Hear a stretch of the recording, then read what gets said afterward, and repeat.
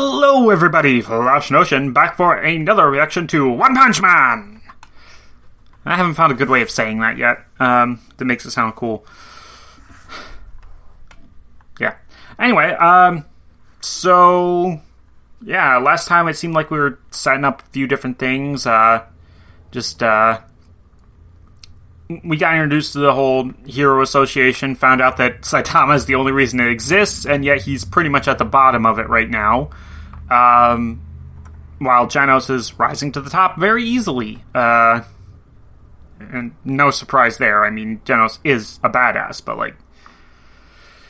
Yeah.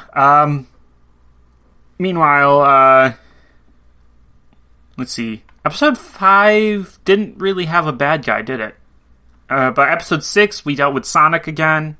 That was pretty cool. Funny, too. And then, we also had, a, like, seaweed monster. And, that got dealt with, I think. But everybody, literally everybody, is now terrified of Saitama, even though they don't know it's him. They're terrified of whatever it is that lives in that area, but they don't realize that it is, in fact, Saitama. So yeah, that's neat. Yeah. So, I'm going to begin these two episodes. Not quite sure what's going to happen. We're looking at a shot from space. And I think I remember hearing once that Saitama punched a meteor. So maybe that's what this is? I don't know. Is that Earth? Like, is that like a regular Earth? Because it doesn't look like a regular Earth. Huh. Weird. Anyway, yeah. Let's just get to watching it, okay? So, we'll get started in 3, 2, 1.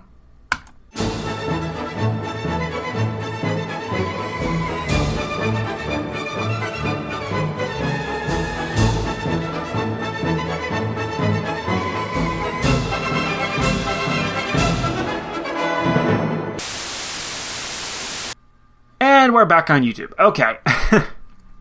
So that was interesting. So the first one, blow up the meteor and then deal with the fallout afterwards. And yeah, no, it always sucks when things get turned around like that. I mean, obviously there probably were better ways to do it, but like, no, that's one of those things of like, those people aren't currently really suffering because of, Saitama or a natural, or even the meteor itself, really. They're suffering right now because, there's not systems in place to take care of them properly. Sure, they lost, stuff, but stuff can be replaced, and it should be relatively easy to do so. I mean, you'd think in this world that has cyborgs and superheroes and all kinds of advanced technology and whatnot, like, you'd think they'd be better equipped by now, at least, to be able to repair and rebuild and get things back moving. But, I mean, the fact that they waited only until 30 minutes before the fucking asteroid thing was gonna hit, like, that already, like, tells me that there's, a staggering level of incompetence in the governing of this world.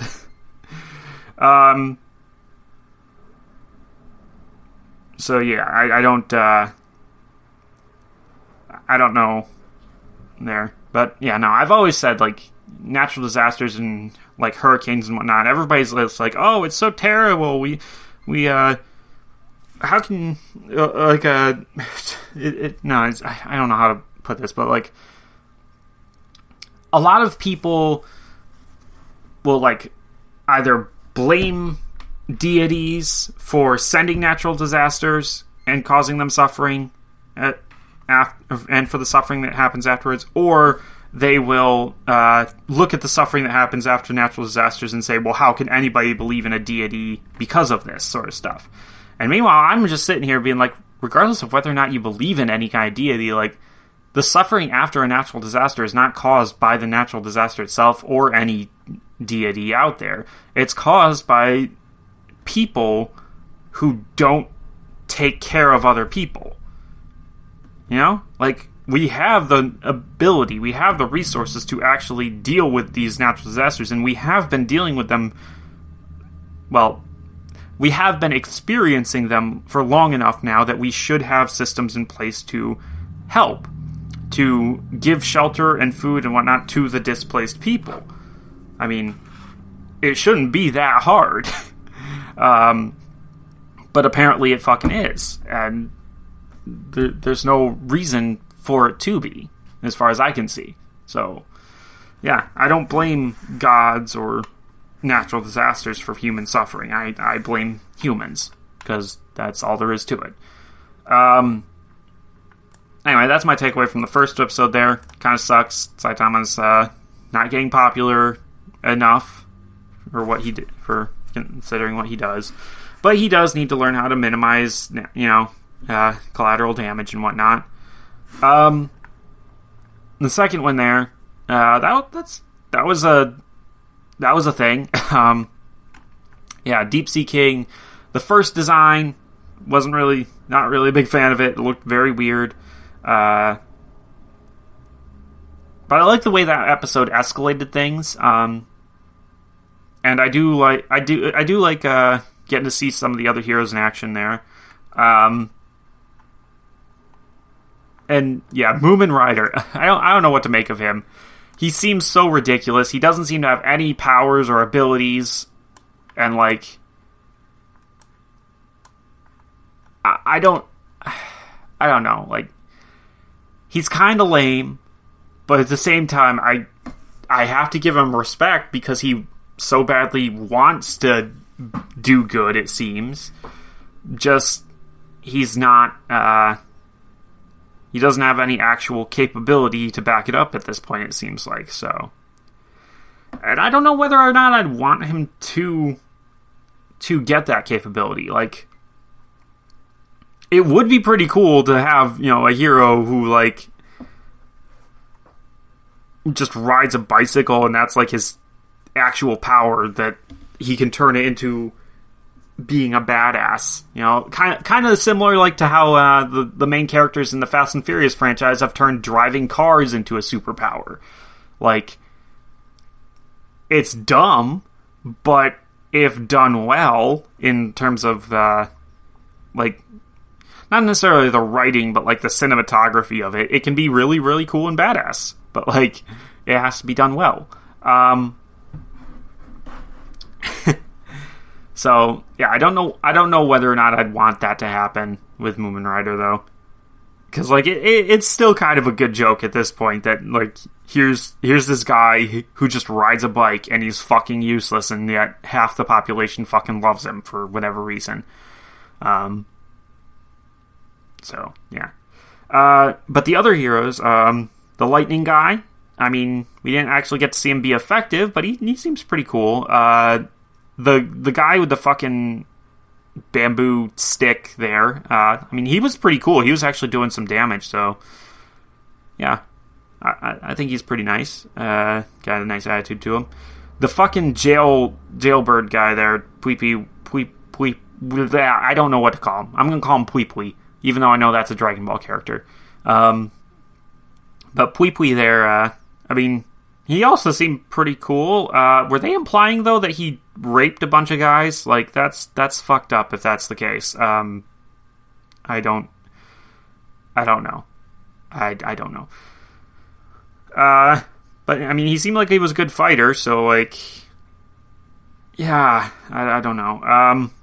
But, I mean, hey, him escaping the prison means that Sonic got out, and I'm down for that. I like Sonic. He's pretty cool. Pretty fun. He's so serious, and yet he's so ridiculous at the same time. Just running around naked. And then, I mean, all the other ones that were at the shelter, including Snack, I do not care for at all. So, they're kind of lame. Yeah. But, otherwise, I mean, yeah, it was a decent episode. A bit disappointing that we didn't actually get to the point of it, Saitama beating the guy. But, who knows? We'll see. It is interesting, though, that apparently he beat Genos? Or maybe it's a different Class S hero? I don't know. It seems a little... Oh, no, wait. I forgot. Yeah, no, Pui Pui is he was a Class S, so, of course. Yeah, never mind. I can't believe I forgot that fact. So that's what it meant. But Saitama might think that means Genos, so, yeah. But yeah, okay, so Genos might actually be able to beat him, though. Oh, shit. But, no, because, I mean, heat versus, a guy who needs water, like, it would make sense if Genos were able to defeat him. In fact, I think it would be really cool if he did, just so that way we have a bad guy that Saitama isn't required for, like... Give our secondary character a chance to shine, especially against someone whose logical weakness is fire. Yeah. Anyway, yeah. Good set, better than the last one. And obviously looking forward to more. But for me, that's going to be a little while. For you, it depends on whether you're watching this live or not. Either way. I'll see you guys next time. Until then, might have to wait a second here. Somebody going past with a loud engine? I don't want to end it with the loud engine going. Come on, person. Go past. Out of earshot. Come on. What the fuck's taking so long? Alright, I think they're past. Okay. Anyways, see you guys next time. Bye-bye!